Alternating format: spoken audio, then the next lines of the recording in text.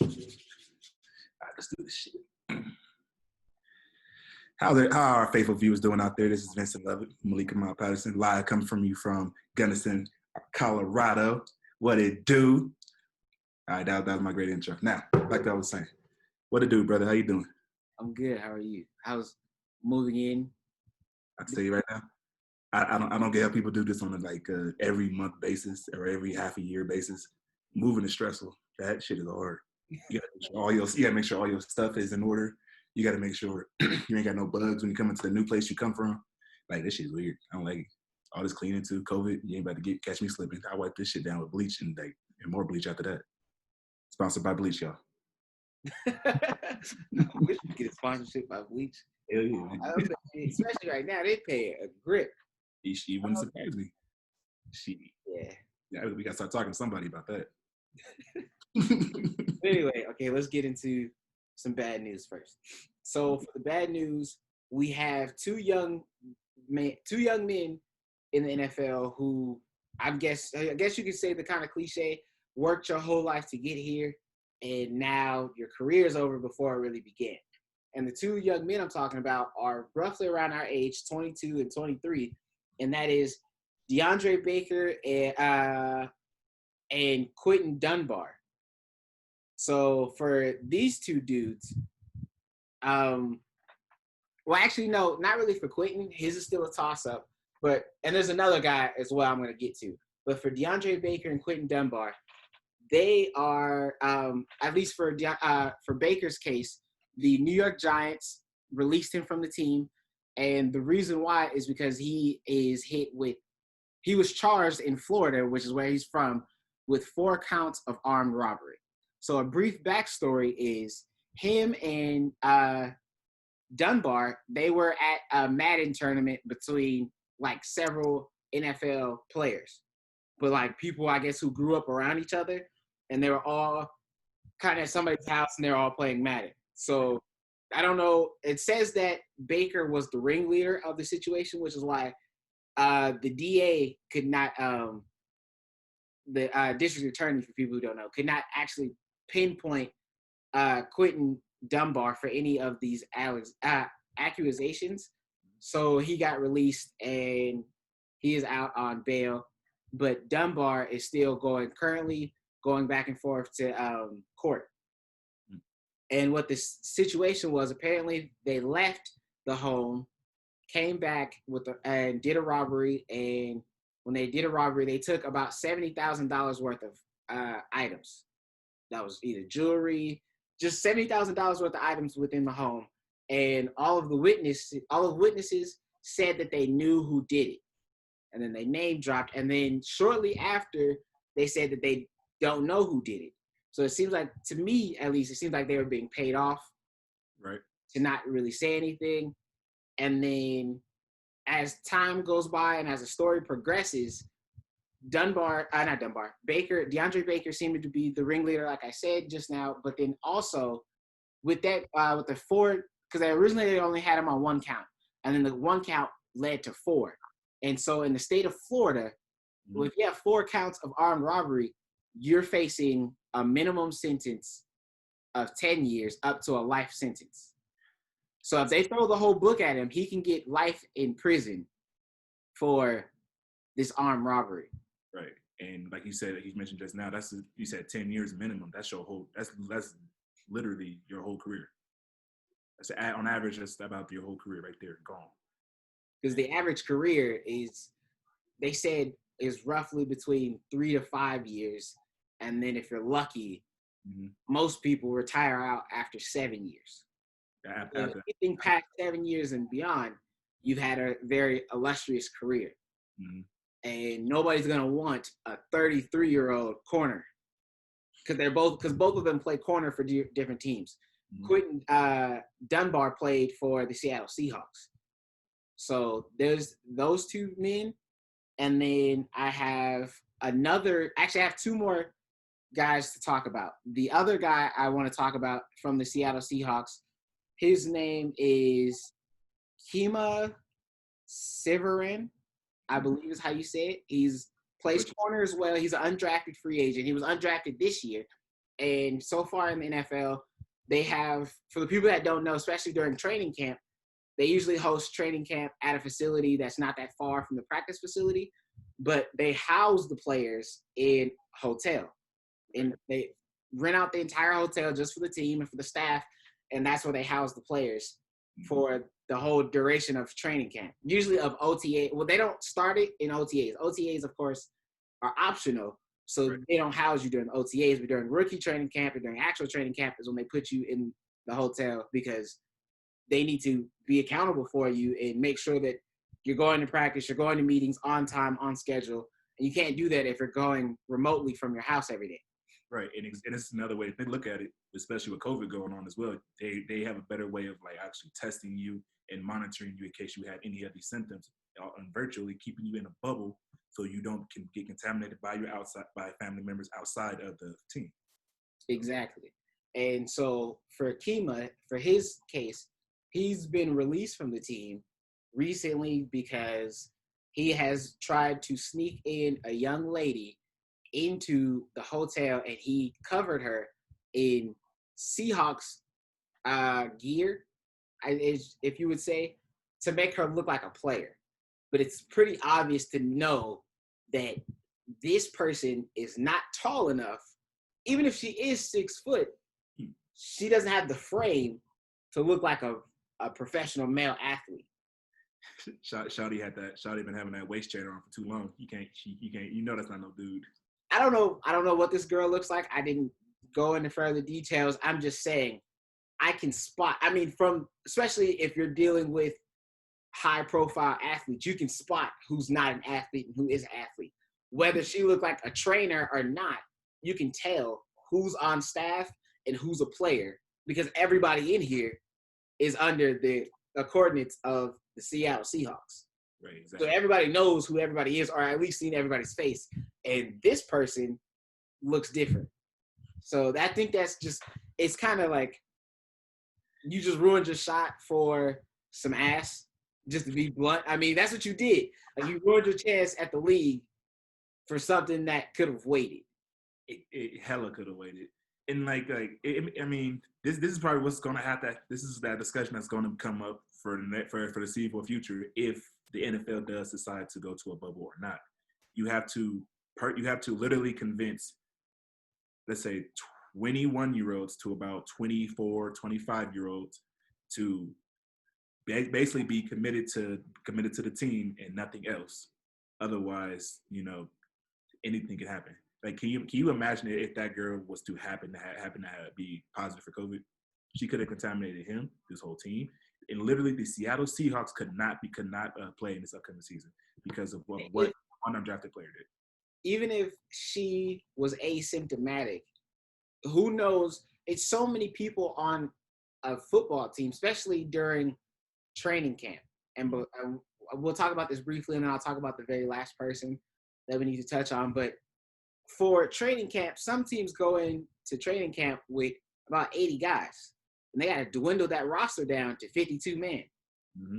So it's not like you're going into training camp, which are 52 people that are supposed to be playing this season, right. Then the coaching staff, then the trainers, then everybody else. Like just an entire organization, not including all of the people in the front office. We're looking at 100 people, and that's after we dwindle everything down to a 52-man roster. We're still looking at roughly about 100 people on staff. Mm-hmm. Now you add in another 25 players. This is a lot of people. She could have affected an entire organization. Exactly. And he affected an entire organization for sneaking her in, whether she was positive or not. So that's why it was, especially because you're a rookie. So it's like you're an undrafted rookie. So you're extremely expendable. Exactly. You're the most expendable person I have on this roster right now. You would think you would walk that fine line and don't stay away from that path. You would think that though, right? There's only two people on this team who won't suffer severe consequences, and that is Bobby Wagner and Russell Wilson, because those two are the face of this team. Right. But even still, they can't do it. Neither can neither of the Griffins. Mm-hmm. Neither can what's that receiver's name? I'm trying to think of DK Metcalf. To it. Yeah. Metcalf can't do it. Neither can Tyler Lockett. Like none of these top ranked players who can go to any other franchise and get max dollars for their play just off of last season. Like, don't get me wrong, all 4 players I named can all leave and go to a different team and be the number 1 guy somewhere else. Number one at All that have talent. right. So it's just, I mean, you just got to do better. And I know I'm not in your position to say so, but I know that if I had that opportunity, because I wasn't blessed to have that type of skill set to be given that opportunity. Now, yeah, I could have played at a higher level than where I stopped my career at, but still, like only a percent make it to the NFL. Exactly. You have to cherish the moments that you have there. You can, and you don't really want to just lose that off of something that easily could have been avoided. Like literally, like you said, that could have waited. You could have waited. You could have had, you could have quote unquote had blue balls for the next month. Maybe you would have been fine. You probably would have played your best. You probably would have been a starter at the end of all that. You would have been so focused and everything else. But and also, it is nothing you want to think about. How's this going to look for the rest of the league? Solely because how's underrated under non-drafted rookies? How is that going to look in the rest of the league?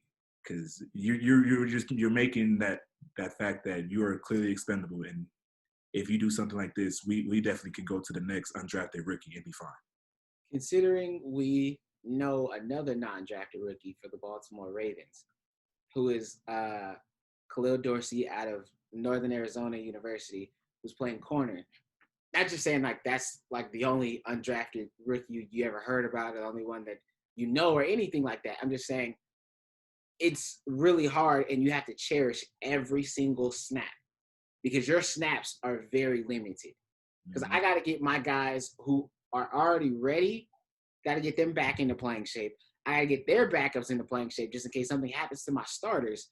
And then I got to get you who don't even know my system yet, don't even know how I operate, into shape and see if you even fit into our scheme. Exactly. Just because we got you over here or because we drafted you doesn't mean that we can't cut you because you don't fit our system or our scheme mentally, physically, in any aspect. But I don't know. On to the next. Or did you have another point? I just like you said earlier, I just hope that everybody treat this as a lesson. If you are in that same predicament, learn from the mistakes of others so you don't get caught in that same situation. Learn from others' mistakes and do better. That's all. Right. So another person we're gonna discuss is Darius Geis.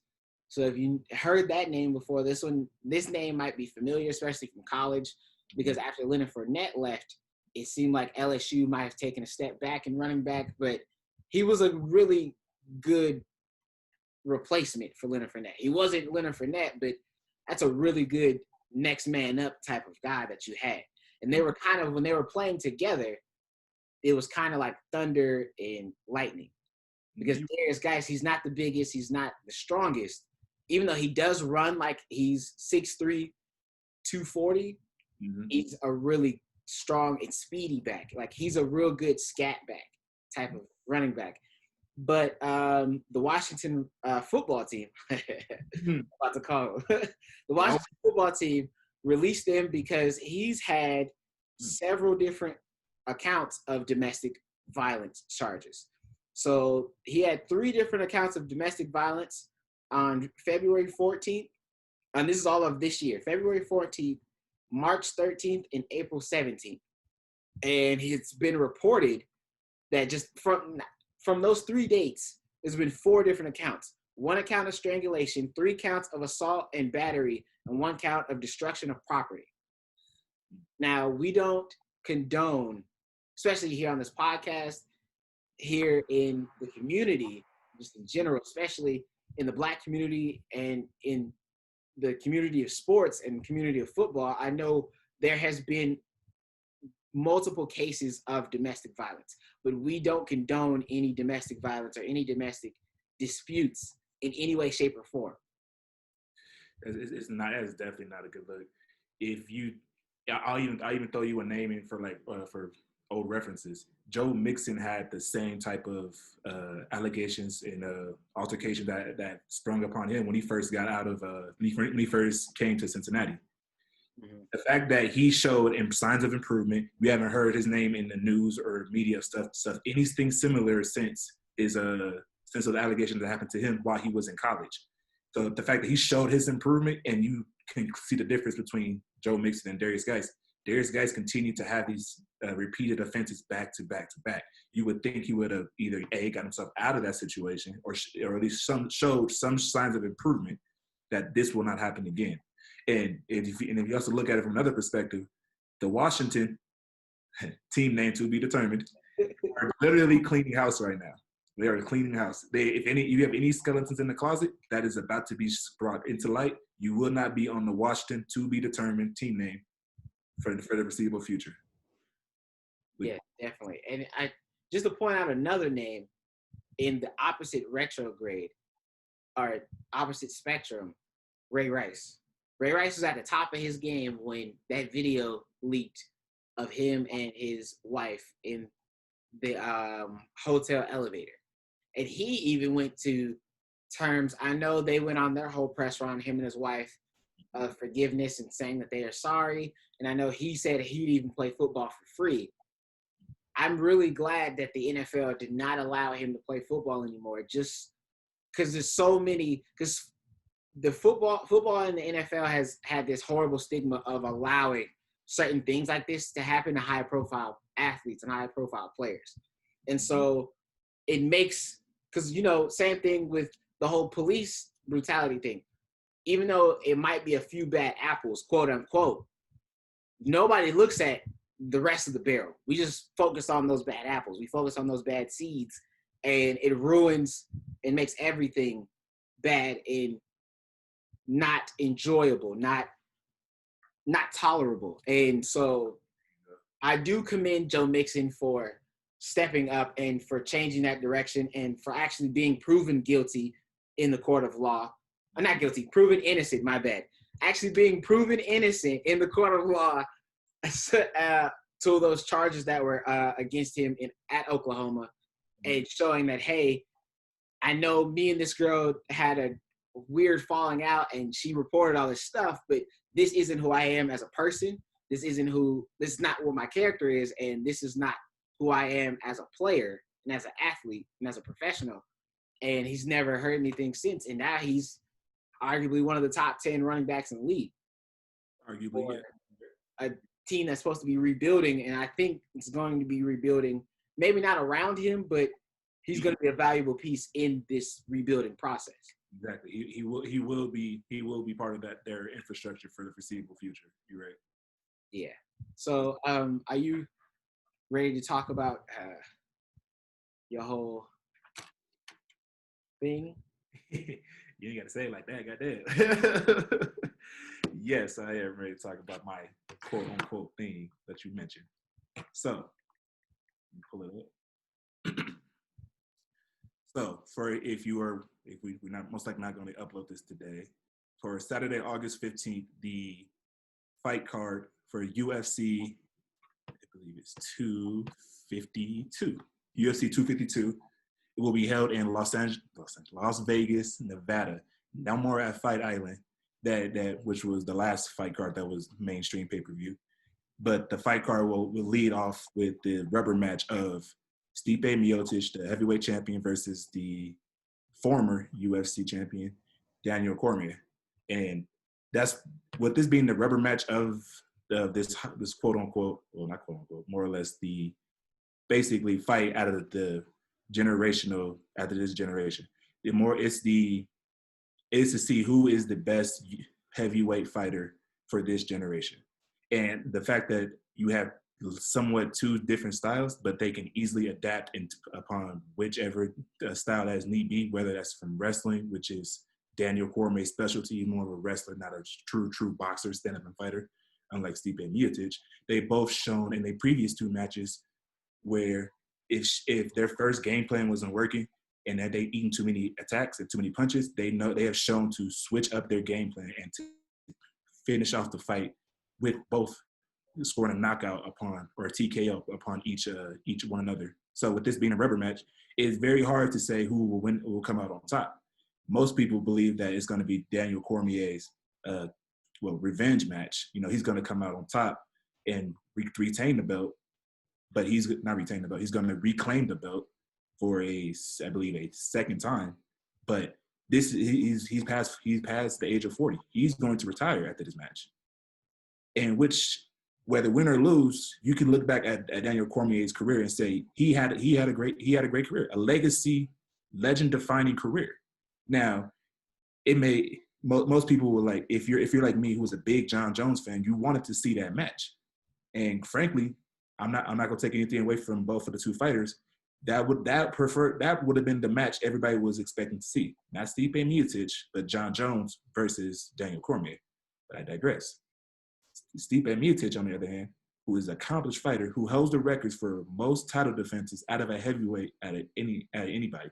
Nobody has defended the title more than him. 3 whole consecutive times he has defended the belt, and he won 2 of them. So he ended up losing that belt too. He ended up losing the third matchup against Daniel Cormier. Now, I know you don't know much about boxing. I mean, I know you don't know much about UFC. If you were just watching these, if you were just heard of this matchup, you know, you just like, no, if I'm going to pay for any pay-per-view match, this would definitely be one of them. So let me ask you this: who would you prefer, or who would you believe is going to be the winner? This going off of alone. Because I've loosely followed UFC. I know you and a few other of our friends have followed it really closely, but I've heard of Daniel Cormier for quite some time now. He's been a household name for some years, but every time I've heard about him within the past kind of 3 years, or maybe not 3, I'll say 2 years, it's been he's still the man, but he's lost that step. He doesn't have that edge to him where he's edging out fights like he used to, or he's getting TKOs or knockouts like he used to. So I don't know. But I think if this, like you said, if this is going to be his last fight, we might see a different animal in him. And because everybody wants to retire with the belt. Exactly. Because if I retire with the belt, nobody can come take the belt from me. Exactly. Not many athletes, not just UFC, athletes have said that. Not many athletes can say that this will be my last year and I'm going to leave with the title. I'm going to leave as a champion. The ones that come to your mind are Peyton Manning when he left, well, he didn't left, but he was released by Indianapolis to go play for the Broncos. He retired as a champion. Ray Lewis had played all his career with the Ravens, retired as the champion. So that's very high praised athletes to even be mentioned or considered of. So you're right. You may see Daniel Cormier of when he won the Strikeforce undisputed Strikeforce championship. You may see that when he was literally doing anything and everything to his opponent. You may also see the 40-year-old fighter that's, let's just face it, time didn't do him well. You may it's all going to depend on how the fight turns out. Well, I mean, I'm gonna go with Cormier, but something about I wouldn't put my money on him. I'm going for him because I've seen him fight before, and he's one of the only few names that I know, and I like him and I like his fighting style. But I wouldn't go to Caesars sports books and bet on him. I wouldn't, but that's just me. But I don't know. I might, depending on what those odds look like. Okay. I might get a hefty return if he wins. I'll bring in more facts for you. This time about his opponent, Stipe Miocic. You know, tall, very long, rangy fighter from Cleveland, Ohio. I'm starting to gain more respect for him and his fighting style since the fact that when he fought Francis Ngannou, who if you've seen his recent fights, who looked like Debo, punching you out, knocking you out with one punch, he beat him. He he didn't just beat him, like he didn't just beat him wholeheartedly, without just like one punch knockout. He didn't do that to Francis, but he showed like multiple ways of how he could have ended that match. And he took some punches. He legit stood in the phone booth with him and traded. That is something you should not do. That's bad for your health and longevity. If you fight Debo, that's not a fight. That's not a man you want to trade punches with. But he stood his ground and he showed the fighting spirit of a champion when he did that. So if I was to go to Caesars, if I was to throw, let's just say 200 mil, I'm going to 200 mil. Let's take that back. If I was to throw some money down onto this fight, I'm putting my money down on Stipe Miocic coming out on top. The younger fighter, who has a very adept fighting style. That it's hard to beat somebody if he knows how to manage the chaos, knows how to fight from behind, and also come back and not necessarily win the fight by judges, but win the fight by knockout, TKO even. I'm choosing that man. Okay. And we don't have to talk about it. I know we're getting up there in time, but I'm going to just throw this out there. We have, at Thanksgiving weekend, we have another pay-per-view fight. Roy Jones Jr. and Mike Tyson. I don't know what detail about that. I've been doing my research on that. The Legends League that Mike Tyson calls it. That no matter how much of years gone by, you can see how the fighters have progressed. Mm-hmm. You can see how much of time has really got to them, especially not Roy Jones Jr. but Mike Tyson. You can see like he doesn't have that I'm going to kill you if you think you can fight me mentality though. He's mellowed out a little bit, but I still consider that to be the baddest man if you really want to fight him or not. I don't know. I think once he steps in that ring, I think a flip is gonna switch. I think he's gonna flip the switch, and we're gonna see Iron Mike. He may not be as fast as Iron Mike was, but he's still gonna be Iron Mike. And I love Roy Jones Jr. I love to go back and watch all his old fights and stuff. And I was watching. I mean, back in the days, my parents used to pay for fights all the time, so we would watch Roy fight a lot. Mm-hmm. But I don't know. But the reason why it was supposed to be in September, I think like Labor Day weekend, it's supposed to be like real soon. But they pushed it back because Mike said, "Hey, I want more money. I want more money, and I know I can get more money. So let's push this thing back." So that's that. But we can transition right into baseball. What do you think about the season so far? Well, as a fan, as a diehard Dodger fan, I'm not saying I'm thrilled by how the season gone so far. There's a couple of losses that we shouldn't have, especially to the Padres, rival team, divisional rival team. But there's also some good moments that's shown. Whether or not you agree with them, whether or not you agree as a fan, the altercations that happened with the Astros with, I believe his name is Jim Kelly, as a Dodger fan, as a baseball fan, the purist in me, I have liked where this has gone. I'm not gonna lie. The baseball has shown its hiccups, true, especially with the Marlins, I believe. Right. The Marlins have shown they have 14 positive cases of players being positive for COVID. That's definitely the hiccup I was mentioning too. But you don't really see as much. You still see the stars being stars. You still see Aaron Judge hitting bombers left and right. You still see Juan Soto for the Nationals still doing his thing. You still see the stars doing or showing why they got paid so much money. And I love. As of right now, I know you mentioned Juan Soto. You mentioned the Washington Nationals.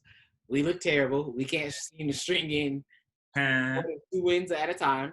Win a game, we'll lose 2. Or we'll win 2 games and then lose 2. Or lose 3. And so we're sitting kind of towards the bottom. Most of this is on pitching. Like for our starting, and actually there's a lot of it's coming from our starting pitchers. I know we have a rookie starting pitcher in rotation, but even with Anibal Sanchez, who was a pretty good starter, I mean, he wasn't top 3 because I know we had Steven Strasburg, Max Scherzer, and then we had Patrick Corbin. But Anibal Sanchez would come in and he'd pitch. He'd be our fourth wild card, not wild. He would be our fourth starting pitcher, our fourth ace in the hole, and he'd also, especially in the playoffs last year, they was rotate starting pitchers in and out. So it would be like Patrick Corbin would be starting, pitch 5-6 innings, and then Anibal Sanchez would come in and pitch the rest of the game out. So we had starting pitchers, and that's ultimately why I credit our manager for during the playoffs last year for us winning. But needless to say, our pitching is terrible. Steven Strasburg, he's still out. He only pitched 2 innings all season so far because his right hand, he has pinched nerve damage in his right hand. Max is looking like Max, but Max Scherzer's been the same Cy Young Award winner for years now. He's always been towards the top. He's always been known as one of the best pitchers in baseball. But besides that, our hitting is decent. I can't lie on our hitting. We just can't seem to string together some wins. But there's been some surprising teams who've been actually kind of good. Like the Marlins are decent. And then you have Colorado. Colorado had a good team last year. They just didn't get hot enough to make the playoffs. But now that we have this 8-team playoffs thing going on, it's going to be interesting, to say the least. We're going to see a lot of upsets because you're going to have a lot of teams who got hot late, who are finding their stride late, that are going to upset some of these bigger teams, such as, not saying that the Dodgers are going to get upset, but I'm saying some of these bigger teams are going to get upset. Like the Dodgers might get upset. The Bears, I want to say Baltimore, because they're another really good team, or the I like what I've been seeing. The Yankees. Only issue with the Yankees can hit anybody out the park. It's just the Bronx Bombers, man. They just can't pitch. They don't have enough good, reliable pitchers, which is why I won't pick them in the World Series. Like, I don't have them going to the World Series this year so far because defense and pitching wins championships. And their defense is lackluster. Their pitching is subpar. It's just their hitting is just spectacular. When you have Carlos Stanton and you have Aaron Judge knocking everything. Carlos Stanton. What? Giancarlo. I said Carlo. Same difference. Giancarlo. I got you. But yeah. So. But like you was right about that. You was obviously right about that. You can't win that many string together that many games if you only have really one good pitcher. And if the Dodgers can agree to that. If we have literally I'm not gonna call them the greatest. I'm not gonna call them the best. But we have literally the top pitcher for the regular season. We have had him for Clayton Kershaw. We have had him for a numerous amounts of times. But the fact that he was the majority our number one pitcher, we would go to playoffs and just not. We will fold. He technically will fold under pressure, and we wouldn't have nobody else to step up to fill that void that our ace pitcher can't get over. Before you start this shit. Or Max. If we didn't get rid of our pitcher, I'm really mad. It's losing me right now. You Darvish? I like you, Darvish. You Darvish actually is been proved. He's actually proved his first year in Chicago. He was in kind of like how he was for the Dodgers. But now, like after a couple of years, you Darvish is kind of proven that he's kind of worth some money that he's getting. Right. He's a solid pitcher. Right. When we got the best, but he's pretty solid. And what happened to Ohtani? Ohtani? Yeah, I don't know what happened to him. I don't want to talk about that. It's sad, don't get me wrong. It's sad. He's not the only one as well. He with Jensen. Yeah, Jensen. What happened with him? He's starting to show a little bit of regression as well. So I'm starting to think that the Dodgers may need to start looking for replacements for their quote unquote best players. I'm not saying that it's going to happen next year. I'm not going to say it's going to happen the year after that. I'm just saying the Dodgers need to start investing into pitchers, and especially those pitchers that come out of Vanderbilt. They have shown they are the man. That is the team to beat until it's otherwise. If you get a pitcher from Vanderbilt or a pitcher from Cal State Fullerton. Okay, you do know something now. I respect it now. I respect it. Vanderbilt or Fullerton, you kind of got a solid pitcher. Exactly. You get one out of high school and just put them through the minors. Yeah. Double A and Triple A, and wait till you turn about 21 and mature and get the right size on them and bring them up. But yeah, who knows? You ready for the moment we've all been waiting for? Dun, dun, dun, dun, dun, dun, dun, dun, dun, dun, dun. Oh, damn, it's wrong theme song. Completely wrong theme song. It's Monday night and Thursday night football, sir. Man, I'm sorry, man. I need my fix. I ain't had that in a while. So, before we get into, we were talking about this briefly before we started recording. So we have our top 3 bubble MVPs. We have I'm gonna rank them how I see fit. Devin Booker, he helped will his team to an undefeated bubble record, and he just needed the Portland Trail Blazers to lose to the Brooklyn Nets, which they didn't. But Karis LeVert was going off that game. That's good. Right. I knew he was solid. I knew he was a good player. Right. I didn't know that he was that good. And if Karis LeVert continues to play like that, I don't think that they can beat Toronto, as you can see. But if he can continue to play like that with Kevin Durant and with Kyrie Irving next year, the East has got some problems on their hands.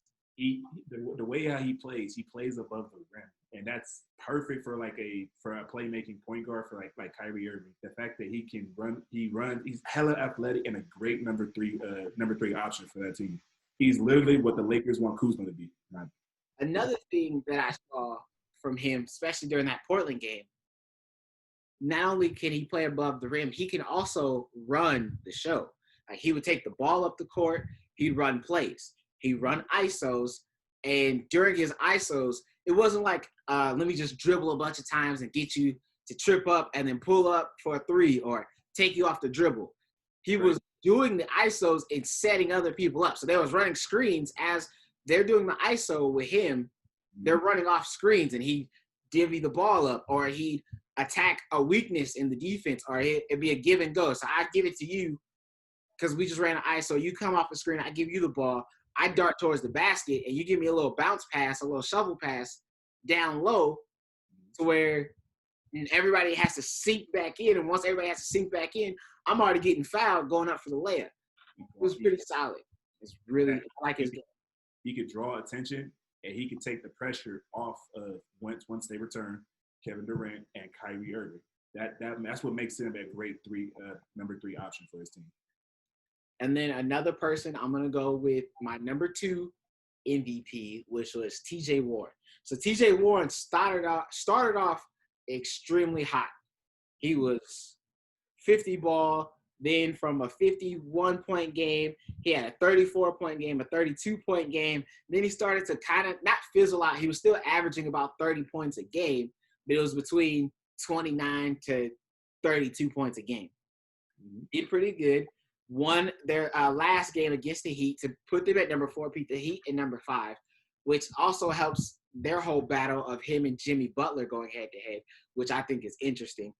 But another thing, he was averaging, since the bubble started, he averaged 65.3% from the field, like anywhere, and he averaged 60.5 from the 3-point line.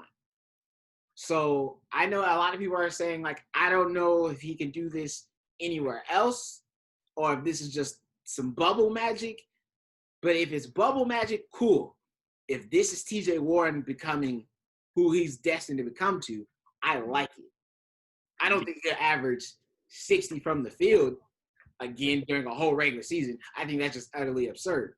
Nobody's averaged that much. But just for him to be that lights out, shooting everywhere. And it's not like it was just 3-point shots or it was like in the paint. He was pulling up from mid range as well. He was dribbling. He was going baseline. Like he was doing it all for their offense. I know this is an odd comparison of the two, but if you look at how Jeremy Lin, when Linsanity was a thing, how prominent that was throughout that game stretch, he was playing. He's throwing up similar numbers to that. Now, I'm not saying Jeremy Lin. I'm not saying Jeremy Lin would have done great in the bubble, or I'm not saying that at all. All I'm saying is the fact that he generated the same type of buzz that he did and had the numbers to prove it was perfect. What came at the perfect time, because before any of this happened, he bounced around the league a couple of times. He was at the Suns, and they didn't think he did. If they would have got this if they would have got this version of T.J. Warren paired up with Devin Booker, hell, they probably would have had a way better season than just getting bounced out like they did just now. And it's a ninth seed. So I call it bubble magic until he can show. If he shows me he could do this on for a whole season, like you said, have 63.5 field goal percentage. If he can show me that for next year or the next full season that comes for the NBA, I will admit that is the household name that should be feared. And then last little point before I go to my bubble MVP, I really like the Phoenix Suns. I like how they gelled together throughout those 8 games. And if they can carry that into next season, granted, I don't think that they'll make the playoffs just because the Western Conference, once everybody's back and healthy, is so deep, like absurdly deep. Like 12 teams could make the playoffs type deep. Mm-hmm. I think that they're really, really good, though. And I think that they can upset a lot of teams.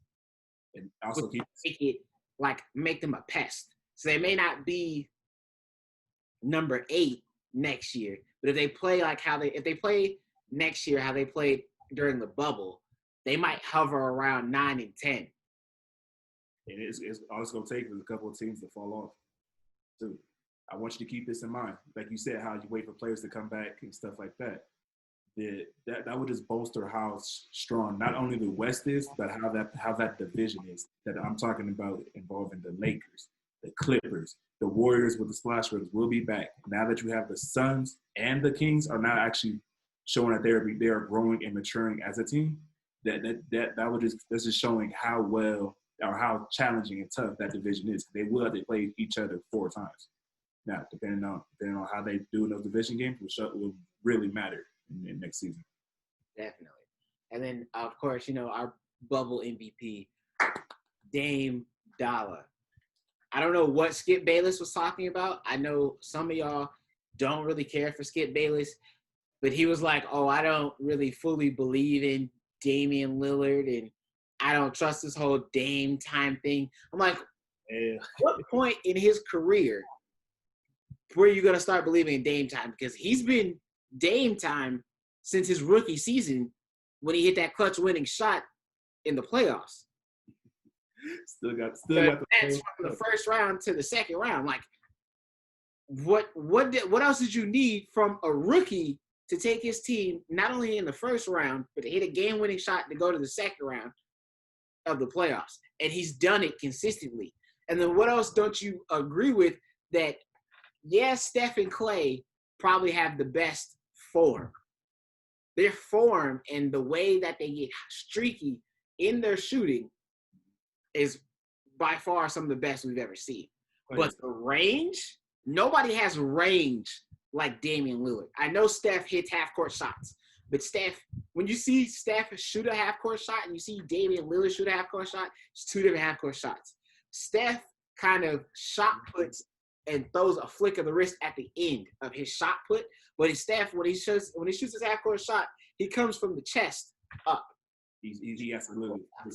Damian Lillard can pull up like a regular shot. Pull up like if he's hitting a free throw and let it just float right in. Like the flick of his wrist is real smooth. It just floats. And he's doing this from half court basically. He takes one more step behind and he's practically a half court because he's pulling up from the logo, a.k.a. Logo Dame. And I know that they were really battle testing to make the playoffs. and I know that they beat Memphis in that play-in game. Mm-hmm. Even though I did call Portland making the playoffs, but I told you this before the NBA season even started. I had Portland making the playoffs, and if I remember correctly, I had them kind of towards the bottom. Am I right? Roughly. I had them between 6 to 8. Roughly. I know. I believe in them a little bit more. I had them about like 4th, if I remember correctly. I think you had them between like 4 to 6. Mm-hmm. We had them, both of us had them making the playoffs because we both believe in their backcourt. Plus, if you get Carmelo, who's interested, like for Carmelo Anthony, no matter how old he gets, you just have to get him interested and kind of believing in that team. Like when he first got to New York, he was interested and he believed in the team and he willed that team to the playoffs, and that was the last time they've been to the playoffs. Exactly. But you have an interested Carmelo who gives you buckets. You have their center. Nurkic, I got you. There you go, Nurkic, who's been giving us 20 and 20. Mm-hmm. I think his worst game so far in the bubble, he's had it was 22 and 12 or 22 and 10 or something like that. Exactly. He's giving us 20 and 10, 20 and 20 every night since the bubble. And for a big man, that's a Hall of Fame career. That's a all-star career. That's a superstar career. Like he's giving, maybe it's just the bubble, bubble magic, but he's been showing us that he can ball. Because Hassan Whiteside hasn't really been doing it for him. You would think though, like that's what made me such a believer in that Portland team. The fact that they had C.J. McCollum, leader. You had the leader in Dame Lillard. You had Nurkic, and you had Hassan Whiteside. All you needed was Carmelo just to make sure everything doesn't fall apart, and that team was good. That's what made me such a believer into the team. That starting five that's a team to be reckoned with. So the fact that they barely made it was for me just still a surprise.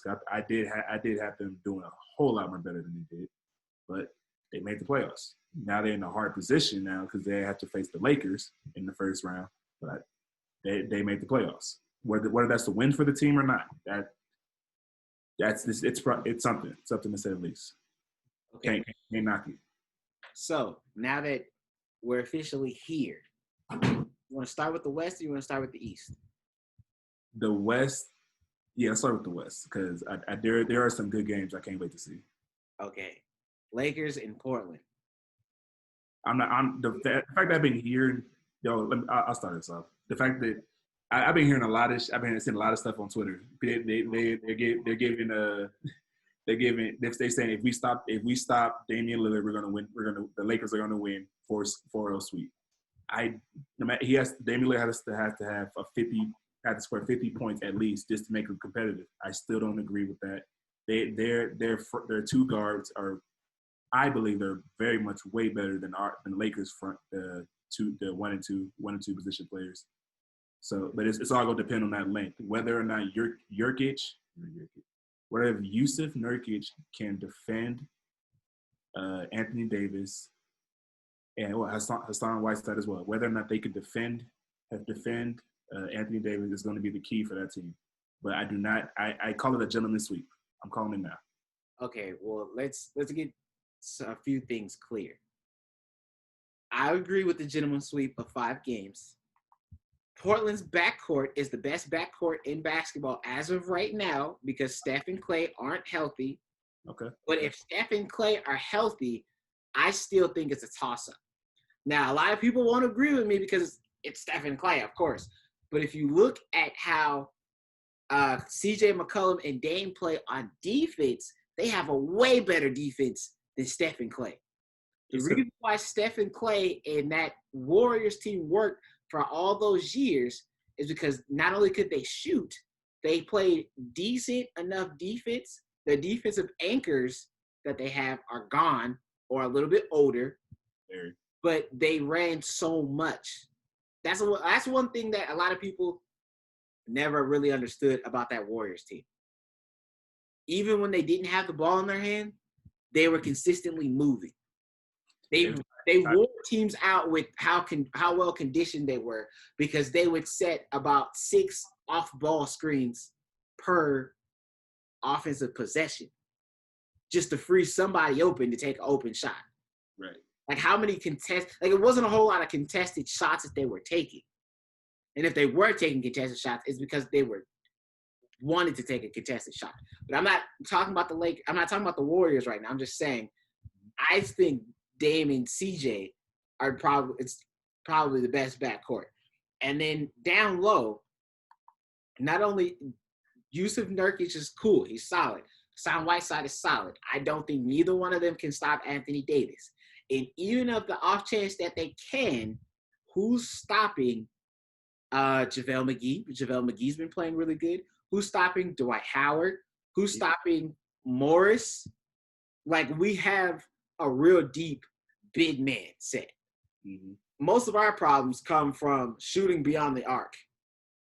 That's where our problems lie. And let's not forget the bull in the China shop when he reaches the playoffs.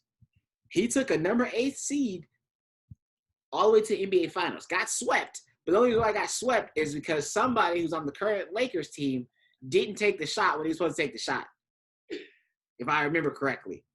But so it could, I mean, it would have been a gentleman's sweep if they would have won first game. But still, that bull in that China shop is a different animal when it comes to the playoffs. That's all I'm gonna say. We can move on to the next. Yeah, I'll give him credit once he gives the Lakers a championship. Now, let's the next game. The number 4 Houston Rockets versus the number 5 Oklahoma City Thunder. I feel like this is more than a playoff game. This is more of the fact that they let go of. Let's be honest. 2 out of their 3 best drafted players.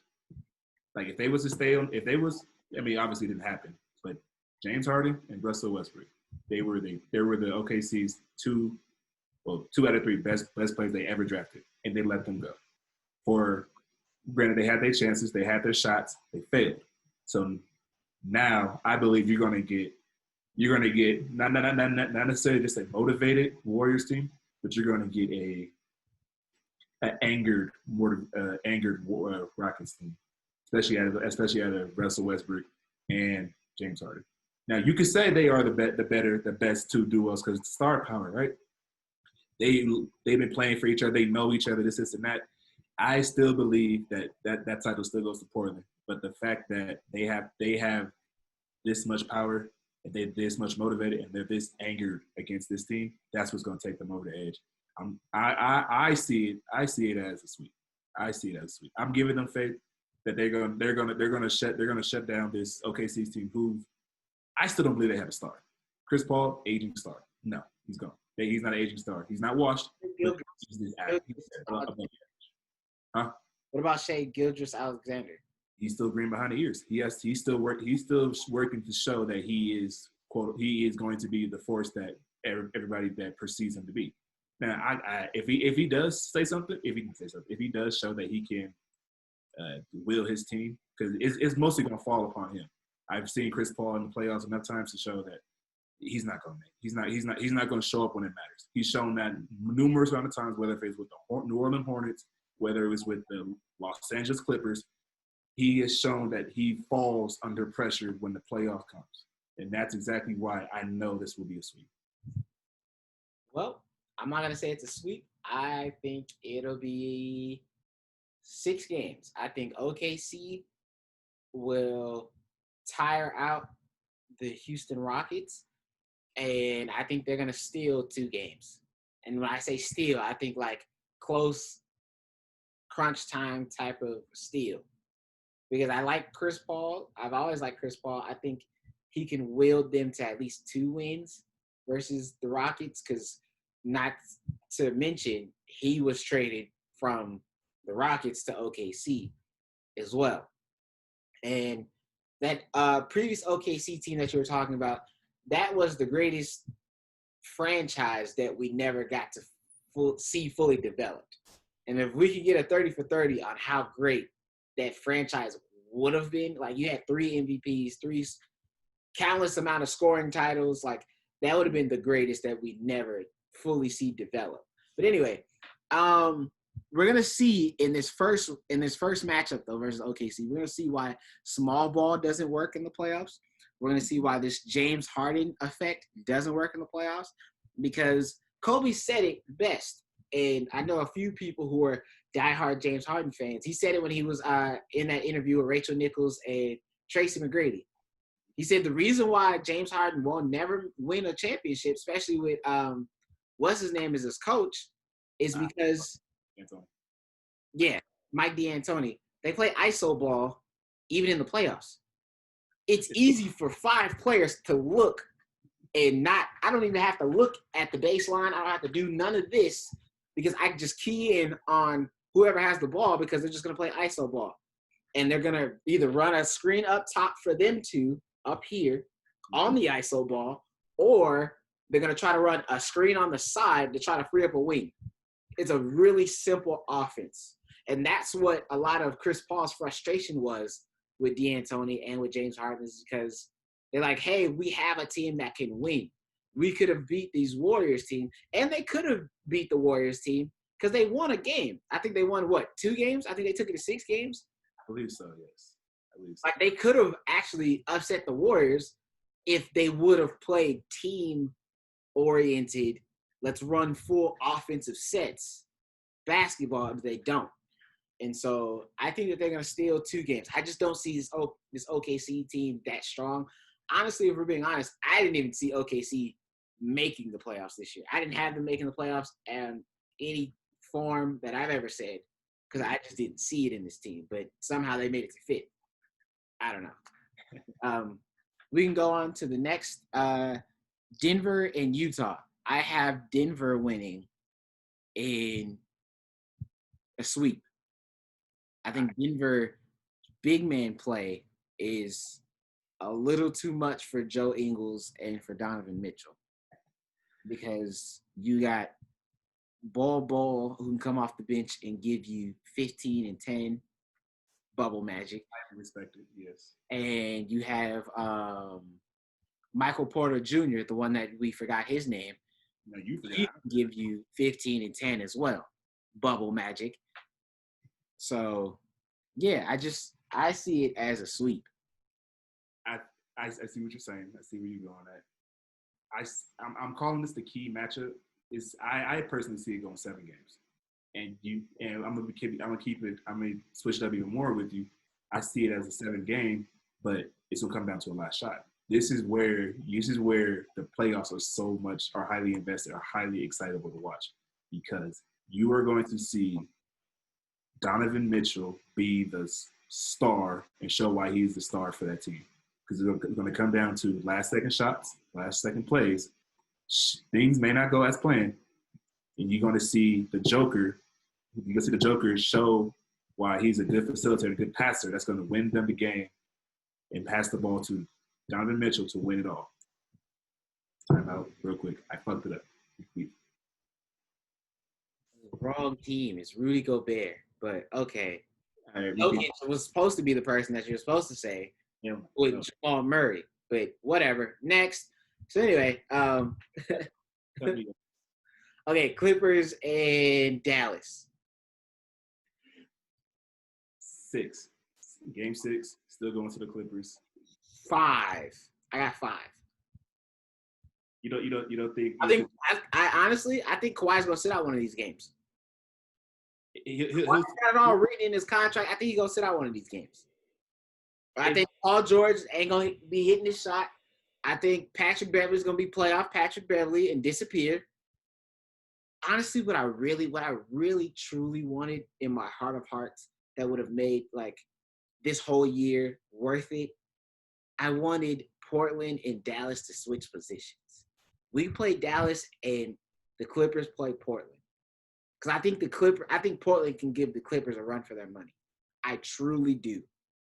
But now that they're playing us, I don't think that they'll ever meet, because they would both have to meet in the conference championship, which I don't think is going to happen. But it's just me. That's what I really wanted.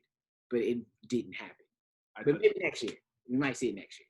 I thought you were going to say you want to see the Spurs knock off Paul George and Kawhi Leonard to show that the dynasty may be gone, but the fact that it's still Greg Popovich's team, they would have knocked off that. Yeah. 25, 24 years of making the playoffs and blah, blah, blah. They made the playoffs every year since 96. I don't care no more. Get out of here. Bye. The reign of terror is over. Bye. Okay. So, Milwaukee and Orlando. Sweet. Sweet. Okay. We don't have to talk much about this. Sweet. Next, Pacers and the Heat. 7. Okay. Heat. But who gets it? Actually, I say Heat, but the way that the Pacers have been playing with their bubble magic, I don't know. But I'm still going with the Heat. I stick with that as well. I see Jimmy Butler actually popping that bubble magic on TJ Warren. He's not going to have anything. He's not going to have similar numbers that he showed during these bubble games, these 8 bubble games. He's not going to have it against Jimmy Butler. Do you see them matching up against each other, even though TJ plays the 3 and Jimmy plays the 2? He's a dog. Jimmy Butler's a dog. He's going to call it out regardless. He's going to tell whoever's the 3 to go guard somebody else. He will take TJ Warren. That's what I love about him. About that attitude. And they also hate each other. So I've heard they don't like each other. They haven't liked each other ever. So I say 7, but who do you have winning? I got the Heat. The Heat's taking that. The Heat's going to take it. Okay. Celtics and 76ers. Sweet. Now, if they had Ben Simmons, I would have been like, eh. And Matthias, who was the other person I was saying a few weeks ago about the podcast, is Matthias Thybulle. Starter. Yeah. Pretty good. Yes. But he's a rookie still. So he's not strong enough, and Joel can't get it done by himself. I don't think Joel and Ben Simmons could have got it done by himself. The only time I ever seen them having a shot was when they had Jimmy. But they pissed that away. They pissed that all off. And Robert Covington. So, there's that. Okay. Toronto and Brooklyn. If Brooklyn plays like how they've been playing lately, I say 5 games. But as of right now, I got it as a sweep. Yeah, I'm sticking with 5. It's the fact that the Toronto Raptors play good team defense, not just the things with team defense. You have a chance to neutralize any team that wants any players that like to dribble and drive. And that's kind of what their best player, Caris LeVert, has been shown to do most of the time. He likes to dribble and drive, and he likes to win near the hoop. If you can make that team shoot the ball majority of the time, you have a good chance of winning. But even so, they have good on-ball defenders for OG Anunoby, and his name escapes me. It's the 2 guard who plays for. It's the shooting guard for the. Let it digress. The Toronto Raptors have good defense. Are you talking about Siakam? No, Siakam plays the 4. That's what I'm saying. Okay, and Anunoby plays the 3. The number 2, because you got Fred VanVleet who plays the 1. Oh, who plays the 2 guard, fan? That's what I'm saying. It's escaping. Because every time I watch them, they always run the double point guard with Kyle and Fred. Is have like Anunoby, Pascal, and then what's his name? Gasol. I think it is Kyle Lowry. Granted, I don't want Kyle Lowry shooting too many shots. I don't want him to shoot too many shots in the playoffs. If I'm a Toronto Raptors fan, I will let him facilitate and feed and show why Pascal Siakam is a star in the making. I want him to feed him the ball. Don't shoot. He only to shoot that many shots. He showed without Kawhi Leonard, they would not have won that last year. Kyle Lowry is the reason why. I'm just saying. Yeah, they do run a 2 point guard system. There you go. So now, none of these other guys I see starting. So it's Kyle, Pascal, Fred, Mark Gasol, and then OG Anunoby. They have also Norman Powell coming off the bench. Decent player. Serge. Yeah, I think it's because they actually don't have a real solid shooting guard except for Matt Thomas. But I don't think Matt Thomas starts. No. So, like I was referring to earlier, Kyle Lowry is a good defensive player. not a streaky or consistent shooter, which is why Pascal Siakam's going to score all the points. He may get all the rebounds, but you're going to see Fred VanVleet or Kyle Lowry lead the team in assists. Well, that is it for today. It was a really good podcast. We're gonna get into next podcast. We'll get into who we have, what's going on so far in the playoffs and everything. And we're gonna have a special guest for you guys, and we might get into our predictions of the rest of the playoffs as well. And we'll get their perspective on everything. And yeah, that's it. Be safe. Make sure you are hydrated because it's hot. It's hell outside. There's no other way to put it. I was gonna try to make a joke, but it ain't no joke. It's hot as shit outside. So stay hydrated, stay masked up, stay protected. Protect our Black queens and Black kings, and then protect other minorities. Pray for the Middle East because the Middle East is going through some stuff that we ain't never seen, like Beirut, the bomb in Beirut. What else? I think that's everything. Pray for your loved ones. Palestine is still a country. I think that's it. I think I covered everything. Seeing like all like the threads and just posting them left and right. You know, Black Lives Matter. Hashtag Beirut Strong. I'm seeing it right now, man. I see it. I had to. But talk to you guys next time. Peace.